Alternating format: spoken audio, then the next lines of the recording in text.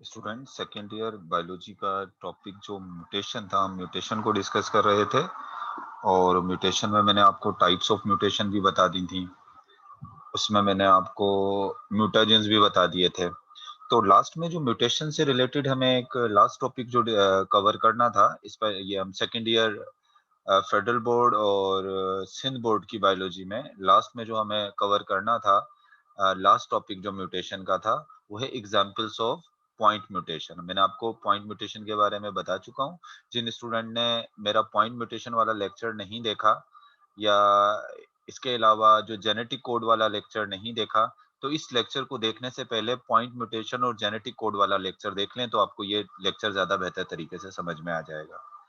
तो examples of point mutation, example of point mutation से मतलब ये है कि हमने यहाँ पर देखना है ह्यूमन बीइंग के अंदर, ह्यूमन के अंदर वो कौन से डिसऑर्डर हैं, वो कौन से हेरिडिटी डिसऑर्डर हैं जो किसकी वजह से होते हैं, जो पॉइंट म्यूटेशन की वजह से होते हैं।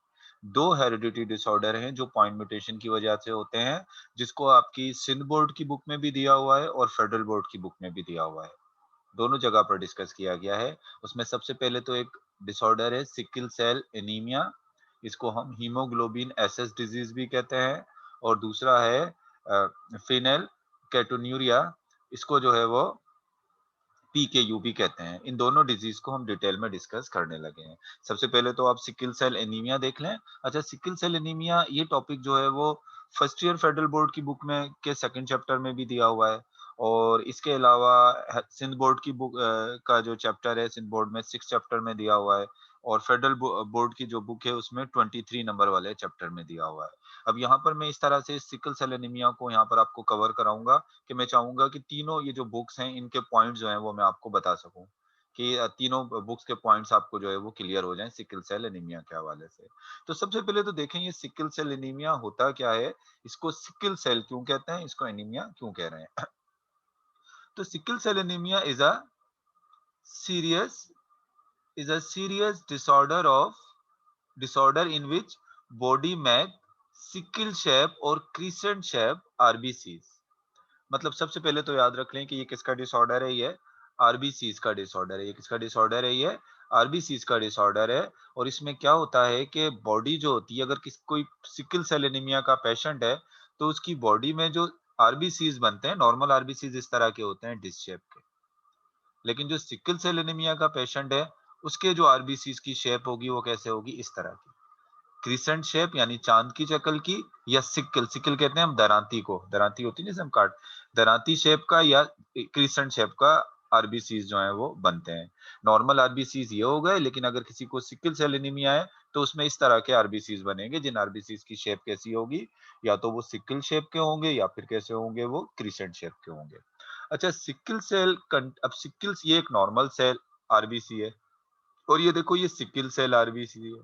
तो नॉर्मल आरबीसी के अंदर जो हीमोग्लोबिन होगा, आपको पता है कि आरबीसी के अंदर हमारे पास जो ऑक्सीजन कैरी करता है वो कौन करता है, हीमोग्लोबिन। तो जो नॉर्मल आरबीसीज होंगे उसके पास नॉर्मल हीमोग्लोबिन होगा, जबकि जो ये सिकल सेल के जो आरबीसीज हैं इनके पास नॉर्मल हीमोग्लोबिन नहीं होता। कैसा हीमोग्लोबिन होता है, एबनॉर्मल हीमोग्लोबिन होता है। Haemoglobin is a protein, haemoglobin क्या है, एक प्रोटीन है।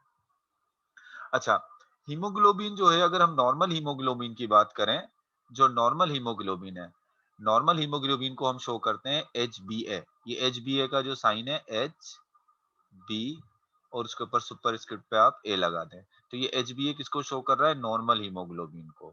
ये मैं इसके ऊपर लिख देता हूं, अगर इसके अंदर नॉर्मल हीमोग्लोबिन है इस सेल में तो ये है एच बी ए। और जो एबनॉर्मल हीमोग्लोबिन होता है जिस आरबीसीज में, उसको हम शो करते हैं एच बी एस। एचबीएस मतलब सिकल सेल एनीमिया वाला है, और ए जो है ये नॉर्मल।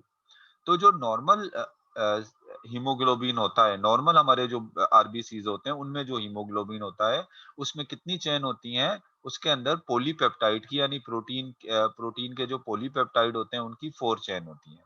उसमें से 2 अल्फा है और 2 बीटा। मिसाल के तौर पे ये मैं कह देता हूं कि ये दो चेन जो है ये 2 अल्फा चेन है, जिसको मैं रेड कलर में शो कर रहा हूँ, ये 2 अल्फा चेन है। और जिसको मैं ग्रीन कलर से शो कर रहा हूं, ये क्या है, 2 बीटा चैन है। तो जो हीमोग्लोबिन होता है 2 अल्फा और 2 बीटा चेन से मिलकर बना हुआ होता है। ये हम किसकी बात कर रहे हैं? नॉर्मल हीमोग्लोबिन में 2 अल्फा चेन होती हैं और 2 बीटा चेन होती हैं। अल्फा चेन में टोटल कितने अमीनो एसिड होते हैं? अल्फा चेन के अंदर टोटल जो है वो 141 अमीनो एसिड है। 141 अमीनो एसिड जो है वो किसके अंदर है? 141 अमीनो एसिड जो है वो अल्फा चेन के अंदर होते हैं। इसी तरीके से अगर हम बीटा चेन को इसमें देखें कि बीटा चेन के अंदर कितने अमीनो एसिड होते हैं, तो बीटा चेन के अंदर जो अमीनो एसिड होते हैं टोटल वो कितने हो गए? बीटा चेन के अंदर जो अमीनो एसिड हैं वो हैं 146।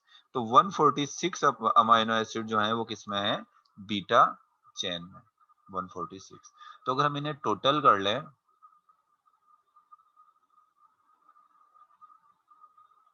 तो तकरीबन 287 जो है 287 अमीनो एसिड मौजूद होते हैं किसके अंदर? 287 अमीनो एसिड मौजूद होते हैं किसके अंदर? हीमोग्लोबिन के अंदर। तकरीबन हमें जैसे सेकंड ईयर की जो बुक है उसमें 300 लिए हुए हैं, तो अबाउट अबाउट 300 बात कर ली है। लेकिन एग्जैक्टली हम देखें तो यहाँ पर कितने टोटल अमीनो एसिड हैं? टोटल अमीनो एसिड 287 होते हैं किसमें? नॉर्मल हीमोग्लोबिन में। 141 जो है वो एक चेन में, 144 146 जो है इन दोनों को मिलाकर अगर हम बात करें तो टोटल कितने हो गए? तो इसके अंदर 2 alpha alpha chain which contain 141 amino acid and 2 beta chain which contain 146, जिसके पास क्या होते हैं? अमीनो एसिड मौजूद होते हैं। अच्छा, इसके बाद तो ये तो हमने बात कर ली किसकी? हमने बात कर ली एक नॉर्मल जो है नॉर्मल जो होता है उसके अंदर जो है वो कितने अमीनो एसिड होते हैं। अब आपकी जो सिंध बोर्ड की बुक कह रही है वो कह रही है normal red blood cells is the only out of total about 300 amino acid molecule. मतलब इसके अंदर हीमोग्लोबिन के अंदर अबाउट अबाउट 300, तो अबाउट 300 जब अबाउट की बात हो रही है तो आप इसको 287 ले लेंगे। तो यहाँ तक बात हो गई, मेरे ख्याल से आपको क्लियर हो गया होगा कि हमने अभी सबसे पहले क्या बात की है। मैंने सबसे पहले ये बात की कि ये हमारा, अभी मैं इसको थोड़ा सा यहाँ से इरेज कर आपको थोड़ा बता देता हूँ। यहाँ पर इसकी काज क्या होती है इसको हम आगे देखेंगे, लेकिन अभी सिर्फ इतनी बात समझ लें कि ये एक नॉर्मल हमारा आरबीसी है। सही है ना? ये एक मैं बात अगर करता हूँ कि ये आरबीसी हमारा क्या है? ये नॉर्मल है। तो हमारे इस नॉर्मल आरबीसी के अंदर हीमोग्लोबिन भी कैसा है? हीमोग्लोबिन भी नॉर्मल है। नॉर्मल हीमोग्लोबिन को किससे शो कर रहे हैं? HbA। और इस नॉर्मल नॉर्मल हीमोग्लोबिन के अंदर क्या होगा? 2 अल्फा चेन होंगी और 2 क्या होंगी? Beta chain. टोटल कितने अमीनो एसिड हो गए? 287। आपकी सिंध बुक क्या बता रही है? अबाउट 300। अच्छा, इसके बाद अगर मिसाल के तौर पे ये सिक्किल सेल एनीमिया है, ये सेल क्या है? ये जो सिक्किल सेल एनीमिया वाला पेशेंट है उसका आरबीसी किस शेप का है? ये सिक्किल शेप का है। तो इस सिक्किल शेप के आरबीसी के अंदर कैसा हीमोग्लोबिन होगा? एबनॉर्मल हीमोग्लोबिन, जिसको हम HbS से शो कर रहे हैं। ये कैसा हीमोग्लोबिन है? ये एबनॉर्मल जो है वो हीमोग्लोबिन है। अब देखो, नॉर्मल और एबनॉर्मल हीमोग्लोबिन में फर्क ज्यादा नहीं होता। जो ये अबाउट 287 अमीनो एसिड हैं, या जिसको आपकी सिंध बुक 300 कह रही है, सिर्फ एक अमीनो एसिड में चेंज आता है। मतलब ये 14 इसमें जो एबनॉर्मल हीमोग्लोबिन होगा उसमें भी 2 अल्फा चेन होंगी और 2 बीटा चेन होंगी। 2 अल्फा चेन है और 2 बीटा चेन है। सब अमीनो एसिड बिल्कुल नॉर्मल होंगे। सिर्फ एक जगह पर अमीनो एसिड में थोड़ा सा चेंज आ जाता है। क्या चेंज आता है? देखो मैं भी आपको बताता हूँ। यहाँ पर आप देख लो, यहाँ पर मैंने ये शो किया है इस जगह। ये देखो, ये नॉर्मल, ये नॉर्मल हीमोग्लोबिन है। ये नॉर्मल हीमोग्लोबिन का एच बी है, यहाँ पर जो मैं शो कर रहा हूँ ये देखें, ये नॉर्मल हीमोग्लोबिन है। अब इस नॉर्मल हीमोग्लोबिन के अंदर जो अमीनो एसिड अरेंज हैं, कौन सी वाली चेन पर? बीटा चेन पर। बीटा चेन की बात कर रहा हूँ। बीटा चेन में नंबर 1 पर थ्रियोनिन हो गया, नंबर 2 पर प्रोलिन हो गया, नंबर जो है वो नहीं, इसको नंबर 3 नंबर 4 इस तरीके से अगर हम इसको नंबरिंग दें जिस तरीके से बुक में दी हुई है, तो 4 से मैं यहाँ स्टार्ट कर देता हूँ। 4 नंबर पर 1 2 की अभी बात नहीं कर रहे। 4 नंबर पर थ्रियोनिन है, 5 नंबर पर प्रोलिन है, 6 नंबर पर ग्लूटामिक एसिड और 7 नंबर पर भी ग्लूटामिक एसिड है। ये कौन सी की बात कर रहे हैं? इसकी बीटा चेन पर। ये जो इसकी नीचे वाली चेन है ना, बीटा चेन, इस पर कुछ हम यहाँ पर देख लेते हैं। 1 2 3 4 5 6, यानी ये 6 जो यहाँ शुरू के जो 6 अमीनो 7, ये जो 7 अमाइनो एसिड यहाँ पर में शो हो रहे हैं, इन 7 अमाइनो एसिड के अंदर नंबर 4 से देखें, क्योंकि 300 अमाइनो एसिड है, सबका सीक्वेंस तो नहीं बता सकते, इसके करीब-करीब वाला सीक्वेंस बता रहे हैं। यहाँ नंबर 4 पोजीशन पर कौन सा होगा? थ्रेओनीन। नंबर 5 पोजीशन पर क्या होगा? ये प्रोलिन होगा। और नंबर 6 पर ग्लूटामिक एसिड और नंबर 7 पर भी ग्लूटामिक एसिड। लेकिन जो एब्नॉर्मल हीमोग्लोबिन होता है, उसमें क्या होता है? नंबर 4 पोजीशन पर सही अमाइनो एसिड थ्रेओनीन है। नंबर 5 पर जो है वो प्रोलिन है। लेकिन नंबर 6 पर ग्लूटामिक एसिड की जगह पर कौन सा अमाइनो एसिड आ जाता है? वेलिन आ जाता है। तो मसला कहाँ पर आ गया? मसला सिर्फ इतनी थोड़ी सी जगह पर आया है, इस जगह पर। ग्लूटामिक एसिड को किसने रिप्लेस कर दिया? वेलिन ने। ग्लूटामिक एसिड की जगह वेलिन आया। इस एक अमाइनो एसिड के चेंज होने की वजह से पूरा का पूरा 4 का 4 पॉलीपेप्टाइड पूरा का पूरा जो हीमोग्लोबिन है वो कैसा हो जाता है? वो एब्नॉर्मल हो जाता है। मेरी बात आप समझ चुके होंगे। मैंने भी आपको सिंपल सी एक बात ये समझाई है कि हमारे पास जो है वो एक नॉर्मल हीमोग्लोबिन, एक नॉर्मल आरबीसीज होते हैं। नॉर्मल आरबीसीज के अंदर क्या होता है? नॉर्मल हीमोग्लोबिन होता है। ये नहीं, ये नॉर्मल हीमोग्लोबिन हो गया। इस आरबीसीज के अंदर नॉर्मल हीमोग्लोबिन है। नॉर्मल हीमोग्लोबिन के अंदर प्रोटीन की कितनी चेन है? प्रोटीन की टोटल जो है वो पॉलीपेप्टाइड की 4 चेन है। ऊपर वाली 2 रेड चेन को अल्फा चेन कह रहा हूँ, नीचे वाली को 2 बीटा चेन कह रहा हूँ। ये नॉर्मल है हीमोग्लोबिन इस सेल में। और जो सिकिल सेल एनीमिया वाला सेल होता है, ये देखो ये आरबीसी है जिसपे सिकिल सेल एनीमिया वाला ये आरबीसी है। अब इस पर क्या होगा? इसके अंदर ये होता है कि इसमें भी 4 चेन ही होती हैं हीमोग्लोबिन की, 2 पॉलीपेप्टाइड, 2 पॉलीपेप्टाइड अल्फा और 2 पॉलीपेप्टाइड क्या है? बीटा है। यहाँ पर फर्क सिर्फ इतना होता है कि बीटा के ऊपर जो अमाइनो एसिड का सीक्वेंस होता है ना, 1 2 3 4 5 6, ये 6 नंबर वाली जगह पर, 6 नंबर वाली जगह पर ग्लूटामिक एसिड की जगह पर कौन सा अमाइनो एसिड आ जाता है? वेलाइन। अब इतनी बात तो आपने लाजमी ये पॉइंट तो याद रखना है कि सिकिल सेल एनीमिया में क्या होता है? ग्लूटामिक एसिड को कौन रिप्लेस कर देता है? वेलाइन। जिसकी वजह से ये पूरा का पूरा जो है वो ये जो सेल है वो कैसा हो गया? वो सिकिल शेप का हो गया। यहाँ तक बात हो गई। लेकिन अब हमने तो ये बात देखनी है कि ये सिकिल सेल का ग्लूटामिक एसिड को वेलाइन ने रिप्लेस कर क्यों दिया? इसके बिहाइंड रीजन क्या थी? क्यों ग्लूटामिक एसिड ने जो है वो वेलाइन को रिप्लेस किया? अब आपको अगर याद हो तो मैंने आपको बताया था जब हमने प्रोटीन सिंथेसिस पढ़ा था कि प्रोटीन बनता कैसे है। प्रोटीन इस तरह से बनता है हमारे सेल के अंदर कि हमारे सेल के अंदर जो न्यूक्लियस होता है, न्यूक्लियस के अंदर जो डीएनए होता है, सही है? डीएनए से मैसेज जाता है राइबोसोम को क्या बनाने का? डीएनए से राइबोसोम को प्रोटीन बनाने का मैसेज जाता है। डीएनए से राइबोसोम को जो प्रोटीन बनाने का मैसेज लेके जाता है, वो कौन लेके जाता है? Messenger RNA. और हमें पता है कि डीएनए पर जेनेटिक कोड होते हैं। डीएनए पर क्या होते हैं? Genetic code. 3 न्यूक्लियोटाइड के क्या मौजूद होते हैं? जेनेटिक कोड मौजूद होते हैं। अब मिसाल के तौर पे ये जो मैसेंजर आरएनए है, ये हीमोग्लोबिन के प्रोटीन बीटा चेन बनाने का मैसेंजर आरएनए है। अब बीटा चेन बनाने का जो मैसेंजर आरएनए था, उसके पास क्या हुआ कि इसके पास जो जेनेटिक कोड था, पहला वाला जेनेटिक कोड भी सही है, दूसरा जेनेटिक कोड भी सही था, तीसरा जेनेटिक कोड भी सही था, चौथा भी सही था, पांचवा, लेकिन जो 6 नंबर वाला जेनेटिक कोड था, तो 6 नंबर वाला जेनेटिक कोड जो था, नॉर्मल जो जेनेटिक कोड जो ग्लूटामिक एसिड को कोड करता, जो जेनेटिक कोड ग्लूटामिक एसिड को कोड करता, वो था सीटीसी। क्या है वो? सीटीसी। और ये सीटीसी जब मैसेंजर आरएनए में जाएगा तो इसका कॉम्प्लीमेंट्री क्या बन जाएगा? जीएजी। यानी मैसेंजर आरएनए में के बाद जाएगा तो क्या बन जाएगा? जीएजी। और जब जीएजी लगा होगा तो जीएजी की जगह पोजीशन पर क्या आकर अटैच होगा? Glutamic acid. लेकिन यहाँ पर आ जाती है एक पॉइंट म्यूटेशन। और पॉइंट म्यूटेशन में क्या होता है कि थाइमिन को रिप्लेस कर कर थाइमिन की जगह पर सब्स्टिट्यूट, थाइमिन की जगह पर क्या आ जाता है? थाइमिन की जगह पर आ जाता है एडेनिन। जब थाइमिन की जगह पर एडेनिन आ जाता है तो यहाँ जी नहीं बनेगा। अब यहाँ पर जो जेनेटिक कोड बनेगा वो बनेगा जी। अब यहाँ पर क्या बनेगा? जी। क्योंकि यहाँ पर थाइमिन आना था, थाइमिन की जगह मैसेंजर आरएनए में क्या आ जाएगा? मैसेंजर आरएनए में आ जाएगा यू। यहाँ क्या आ जाएगा? यू आ जाएगा। और जीयूजी जो है वो ग्लूटामिक एसिड को कोड नहीं करता, जीयूजी कोड करता है वेलाइन को। तो मतलब क्या हुआ कि इसके पास जो मैसेंजर आरएनए आया, उसके पास सारे जेनेटिक कोड नॉर्मल थे, लेकिन 6 नंबर वाला जो जेनेटिक कोड था, जिस पर अगर वो डीएनए पर था तो इसके पास CACTC होना चाहिए था, और जब मैसेंजर आरएनए के पास आता तो इसके पास होना चाहिए था GAG। मगर पॉइंट म्यूटेशन में की वजह से एक चेंज आया, टी की जगह पर क्या आ गया, ए आ गया। जब टी की जगह पर ए आ गया तो जाहिर सी बात है मैसेंजर आरएनए में क्या आया, GUG। अब यहाँ जब GUG आ गया तो यहाँ पर ग्लूटामिक एसिड की जगह पर क्या आकर अटैच हो गया, वेलाइन, और इसकी वजह से पूरा हीमोग्लोबिन क्या हो गया, एबनॉर्मल हो गया।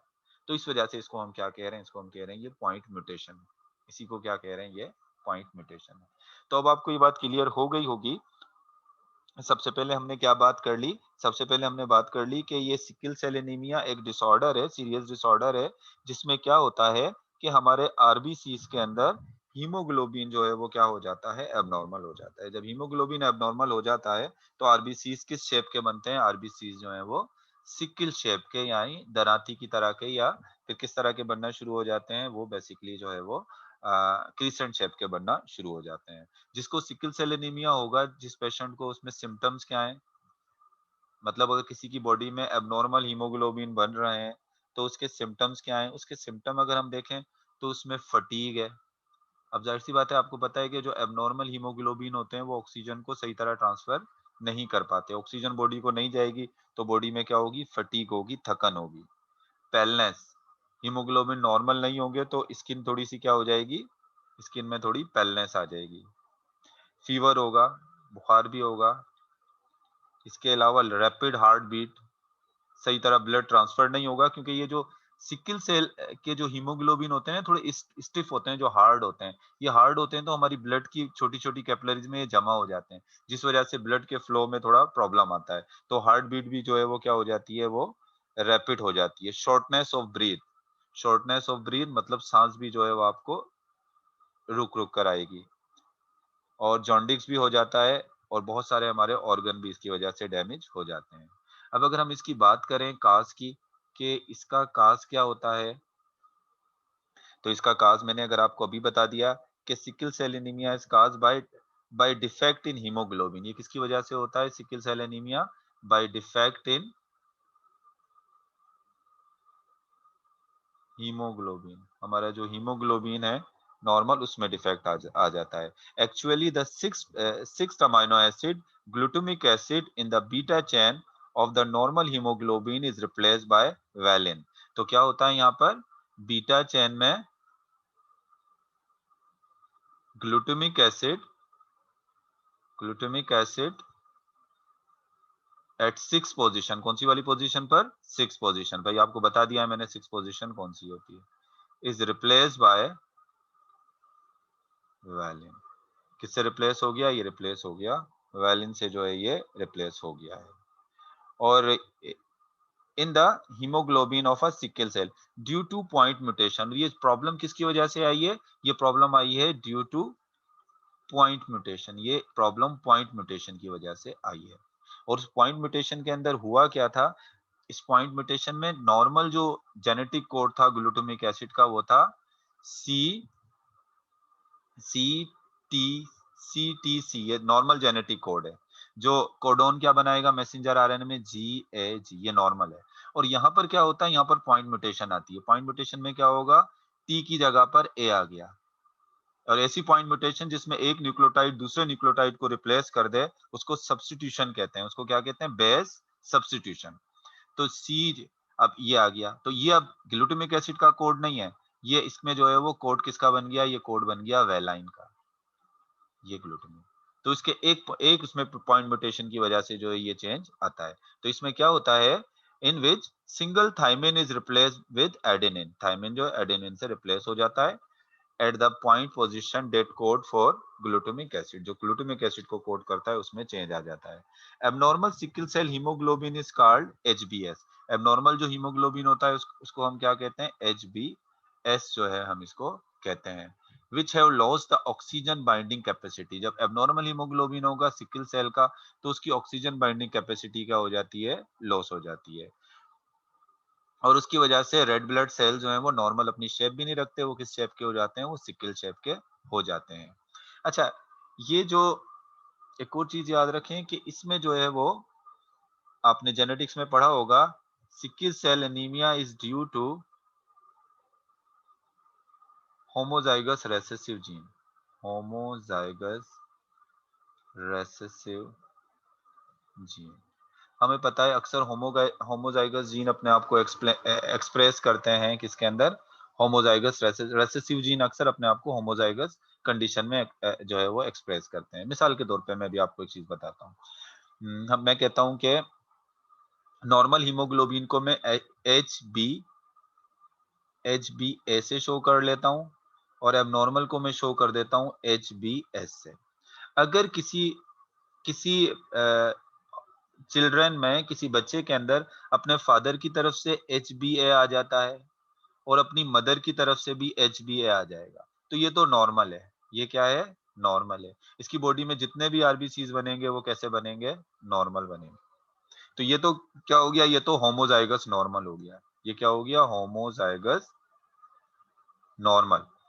इसी तरीके से अगर किसी बच्चे के पास एच फादर की तरफ से H B A normal haemoglobin का जीन आ जाए और मदर की तरफ से H B S abnormal haemoglobin का जीन आ जाए, तो ये क्या होगा? इस बच्चे के पास कुछ आरबीसीज नॉर्मल बनेंगे और कुछ आरबीसीज कैसे बनेंगे? सिकल सेल वाले बनेंगे। तो ये तो हेट्रोजाइगस हो जाएगा। ये क्या हो जाएगा? हेटेरोजाइगस। लेकिन फिर भी ये सर्वाइव कर जाएगा क्योंकि इसके पास नॉर्मल हीमोग्लोबिन भी है। लेकिन अगर किसी बच्चे के पास दोनों तरफ से रेसेसिव जीन आ जाए, मतलब एच बी एस, इसको मैं कंसीडर कर लेते हैं कि ये रेसेसिव जीन है। नॉर्मली हम रेसेसिव जीन को स्मॉल लेटर से शो करते हैं, तो चलो मैं स्मॉल लेटर से शो कर देता हूँ, एच बी एस और एच बी एस। यानी फादर की तरफ से भी क्या आ गया? फादर की तरफ से भी जो है वो, यहाँ पर भी एच बी एस स्मॉल कर देते हैं, फादर की तरफ से भी रेसेसिव जीन आ गया, मतलब एच बी एस आ गया यहाँ, और मदर की तरफ से भी क्या आ गया? ये एच बी एस, यानी एबनॉर्मल जीन आ गया, रेसेसिव जीन। तो अब तो इस बच्चे को लाजमी तौर पे क्या होगा? ये होमोजाइगस रेसेसिव हो गया, दोनों तरफ से इसको एबनॉर्मल जीन मिल गए। अब ये लाजमी तौर पे इसको क्या हो जाएगा? इसको सिकल सेल एनीमिया होगा और ये सीवियरली इफेक्टेड होगा। हेट्रोजाइगस वाला इतना सीवियरली इफेक्टेड नहीं होगा, इसकी ये क्या होगा? ये सीवियरली जो है इससे इफेक्टेड होगा। इसके बाद हम देख लेते हैं कि हीमो अगर किसी को सिकल सेल एनीमिया हो जाता है तो उसकी ट्रीटमेंट क्या है? इसकी ट्रीटमेंट क्या करी जा सकती है? इसकी ट्रीटमेंट की अगर हम बात करें तो इसकी ट्रीटमेंट एक ही है, ब्लड ट्रांसफ्यूजन। ब्लड ट्रांसफ्यूजन होगी, मतलब उसका 4 मंथ के बाद या जितने भी कंटिन्यू जो है वो ब्लड को क्या किया जाएगा? ट्रांसफर किया जाएगा।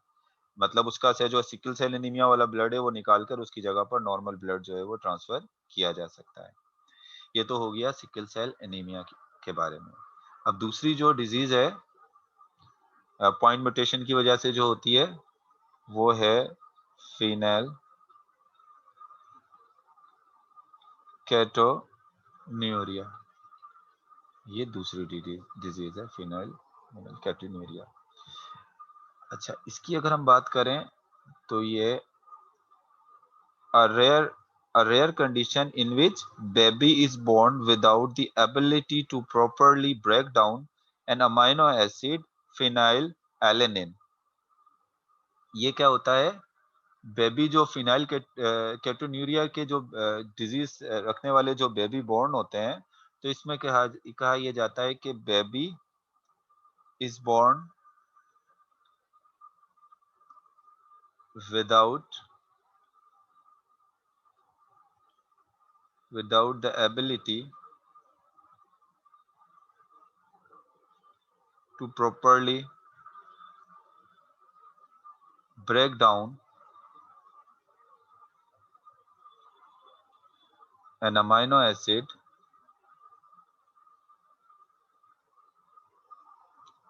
called phenylalanine। देखो, जो नॉर्मल पर्सन होते हैं या जो नॉर्मल बेबीज होती हैं जब पैदा होते हैं, तो उनके अंदर एक एबिलिटी होती है, उनके पास एक एंजाइम होता है। वो क्या करता है? वो एंजाइम फिनाइल एलेनिन जो अमाइनो एसिड होता है, इस फिनाइल एलेनिन अमाइनो एसिड को ब्रेक डाउन कर देता है, हेल्दी बेबीज में, और वो एंजाइम जो है वो उसको किस चीज में ब्रेक डाउन कर देता है, उसको एक अमाइनो एसिड में ब्रेक डाउन कर देता है, जिसको कहते हैं ट्रायोसिन। एक ट्रायोसिन अमाइनो एसिड के अंदर क्या कर देता है, ब्रेक डाउन कर देता है। अक्सर ये ट्रायोसिन अमाइनो एसिड हमारी स्किन के अंदर मेलानिन पिगमेंट बनाने में भी हेल्प करता है, ट्रायोसिन अमाइनो एसिड। तो किसमें ब्रेक डाउन कर देता है, ये कर देता है ट्रायोसिन अमाइनो एसिड के अंदर ब्रेक डाउन कर देता है। अच्छा, इसके अलावा जो सिकल सेल एनीमिया वाले जो बच्चे होते हैं, उनके अंदर ये फिनाइलएलेनिन ट्रायोसिन के अंदर कन्वर्ट नहीं होता। जब ये फिनाइलएलेनिन ट्रायोसिन के अंदर कन्वर्ट नहीं होता, तो ये एक्यूमुलेट हो जाता है हमारे ब्लड में, ये टॉक्सिक फिनाइलएलोनिन में कन्वर्ट हो जाता है। अगर ये अगर ट्रायोसिन में कन्वर्ट ना हो, ये तो हमने किसकी बात कर ली, ये तो हमने बात कर ली नॉर्मल, जो नॉर्मल बेबी है। लेकिन जो डिजीज बेबी होते हैं, जिनको डिजीज होती है, उनमें क्या होता है, उनमें ये फिनाइल एलेनिन ब्रेकडाउन तो होता नहीं है, तो ये किस में कन्वर्ट हो जाता है, ये एक टॉक्सिक कंपाउंड में कन्वर्ट हो जाता है, और उस टॉक्सिक कंपाउंड को हम कहते हैं फिनाइल कीटोनीस। ये क्या है, एक टॉक्सिक है मटेरियल। अब ये इतना टॉक्सिक मटेरियल होता है कि ये बेबी का जो है वो सेंट्रल नर्वस सिस्टम में जाकर, यानी ब्रेन में जाकर क्या हो जाता है, एक्यूमुलेट हो जाता है। ये कहाँ पर एक्यूमुलेट हो जाता है, ये एक्यूमुलेट हो जाता है ब्रेन में जाकर एक्यूमुलेट हो जाएगा। तो जाहिर सी बात है मेंटल रिटार्डेशन काज कर देता है। लेकिन ये प्रॉब्लम जो होता है, ये ज्यादातर बच्चों के अंदर होता है। फिनाइल एलेनिन, ये जो टॉक्सिक मटेरियल होता है, ये बड़ों में इतना प्रॉब्लम काज नहीं करता। उसकी वजह ये होती है कि बड़ों का ब्रेन तो डेवलप हो चुका होता है, बच्चों का ब्रेन डेवलप हो रहा होता है, तो ये जाकर बच्चों के ब्रेन की डेवलपमेंट पर क्या करता है, असर डालता है। और ये किसकी वजह से होता है, इस एंजाइम में म्यूटेशन आ जाती है। जो एंजाइम बंद होता है ना, जो फिनाइलएलेनिन को ट्रायोसिन में कन्वर्ट करता है, इसमें म्यूटेशन आने की वजह से ये जो है वो डिजीज आगे जो है वो क्या कहना चाहिए कि ये एंजाइम सही तरीके से अपना काम नहीं कर पाते, या उसे नॉर्मल नहीं बन पाते। अच्छा, फिनाइलएलेनिन की हमने काज तो देख ली, वजह क्या होती है, ये तो मैंने जो आपको बताई है वजह बताई, काज के एंजाइम मौजूद नहीं है, तो ये ट्रायोसिन में कन्वर्ट नहीं हो रहा, ट्रायोसिन की जगह पर ये एक एबनॉर्म एक टॉक्सिक कंपाउंड में कन्वर्ट हो गया। जब किसी को ये बीमारी हो जाती है, फिनाइल फिनाइल कैटोनीरिया अगर डिजीज हो गई है, तो उसके सिम्टम्स क्या होते हैं, यानी बच्चों में क्या अलामत जाहिर होती हैं इसकी। तो इसमें सबसे पहले तो लाइटर स्किन का कलर होगा। देखो, मैंने अभी आपको एक बात बताई थी ना कि नॉर्मल में क्या होता है, फिनाइल एलेनिन कन्वर्ट हो जाता है किसमें, ट्रायोसिन में, और ये ट्रायोसिन अमाइनो एसिड हमारी स्किन के अंदर स्किन के मेलानिन पिगमेंट बनाने में हेल्प करता है। लेकिन क्योंकि वो जो नॉर्मल जो बेबीज नहीं होते, जो फिनाइल कैटूनेरिया वाले बेबी होते हैं, उनमें फिनाइल एलेनिन कन्वर्ट ही नहीं हो रहा होता ट्रायोसिन में, तो जाहिर सी बात है उनकी स्किन के अंदर मेलानिन पिगमेंट बनता नहीं है। तो उस वजह से उनका जो है वो स्किन का कलर भी कैसा होता है, लाइटर होता है। हेयर को भी सही तरह कलर नहीं मिलता, हेयर का कलर भी क्या हो जाता है, लाइटर हो जाता है, उनके अपने ब्रदर और सिस्टर के मुकाबले में। और आपको पता है कि इस डिजीज के अंदर मेंटल रिटार्डेशन भी होगी, ब्रेन ब्रेन सही तरह डेवलप नहीं हो पाता, तो मेंटल रिटार्डेशन भी होती है। हेड साइज भी जो है वो स्मॉल रहता है ऐसे बच्चों के अंदर, स्किन रैशेज और ये सब चीजें भी इनके अंदर आ जाती हैं। और अगर हम इसकी ट्रीटमेंट की बात करें कि इसको ट्रीट कैसे किया जा सकता है, तो इसकी ट्रीटमेंट में हम ये करते हैं कि बच्चों को जो है वो एक एक इन्फेंट फार्मूला, यानी फूड जो दिया जाता है, एक इन्फेंट फार्मूला फूड दिया जाता है, जिसको कहते हैं लेफिनेलेक। लेफिनेलिक जो है वो एक तरीके का इन्फेंट, ये इन्फेंट के लिए बनाया जाता है जिनको फिनाइल कैटूनेरिया होता है, और इसके अंदर क्या चीज कम रखी जाती है, इसमें फिनाइल एलेनिन अमाइनो एसिड बहुत एक्सट्रीमली लो उसमें रखा जाता है। जाहिर सी बात है phenyl alanine amino acid body में नहीं जाएगा, तो फिर वो टॉक्सिक कंपाउंड में कन्वर्ट भी नहीं होगा। तो उनको ऐसा फूड दिया जाता है जिसमें फिनाइल एलेनिन अमाइनो एसिड क्या होता है, कम होता है। तो देख लें, हमने यहाँ पर दो किस्म के जो है वो पॉइंट म्यूटेशन के डिसऑर्डर जो है वो डिस्कस किए। एक तो डिस्कस किया किसको, एक मैंने यहाँ पर डिस्कस किया सिकल सेल एनीमिया, और दूसरा मैंने डिस्कस किया फिनाइल कैटूनेरिया। इन दोनों में सिमिलरिटी क्या है, दोनों जो डिजीज हैं वो किसकी वजह से होती हैं, दोनों डिजीज जो हैं वो पॉइंट म्यूटेशन की वजह से हो रही हैं। ये भी पॉइंट म्यूटेशन की वजह से, और ये भी पॉइंट म्यूटेशन। और दोनों का जो जीन होते हैं कब एक्सप्रेस होती है, दोनों ही होमोजाइगस रेसेसिव कंडीशन है। ये भी होमोजाइगस रेसेसिव कंडीशन, यानी रेसेसिव जीन फादर की तरफ से भी रेसेसिव जीन मिल जाए, यानी सिकल सेल एनीमिया का फादर की तरफ से भी रेसेसिव जीन मिल गया, मदर की तरफ से भी रेसेसिव जीन मिल गया, तो क्या हो जाएगा, सिकल सेल एनीमिया हो जाएगा। फिनाइल कैटुनेरिया का फादर की तरफ से भी रेसेसिव जीन मिल गया, मदर की तरफ से भी रेसेसिव जीन मिल गया, तो ये डिजीज हो जाएगी। तो ये तो इन दोनों में सिमिलरिटी है। लेकिन डिफरेंस की बात करें तो ये जो होता है सिकल सेल एनीमिया जो है, ये बेसिकली हमारे आरबीसीज का डिसऑर्डर है। ये हमारे आरबीसीज का डिसऑर्डर नहीं है, फिनाइलकेटोनुरिया मेटाबॉलिक डिसऑर्डर है। मेटाबॉलिक डिसऑर्डर मतलब ऐसा डिसऑर्डर जिसमें एक amino acid phenylalanine break down नहीं हो पा रहा किसके से, ट्रायोसिन में, और वो जाकर एक टॉक्सिक कंपाउंड में कन्वर्ट हो गया और वो टॉक्सिक कंपाउंड ब्रेन में जाकर जमा हो गया। जबकि यहाँ पर क्या हो रहा है, यहाँ पर आरबीसीज एबनॉर्मल बन रहे हैं, और ये जो एबनॉर्मल आरबीसीज हैं ये आपके ब्लड वेसल्स में जाकर जो है वो ऐसे जमा हो जाते हैं, सही तरह ब्लड ऑक्सीजन को ट्रांसफर करने की इनके पास एबिलिटी नहीं होती। तो चलें आज सिर्फ यहीं तक रखते हैं। ये मैंने पॉइंट से ज्यादातर जो है वो आपकी फेडरल बोर्ड और सिंध बोर्ड दोनों के पॉइंट्स को मिक्स करके यहाँ पर जो है वो बता दिया है।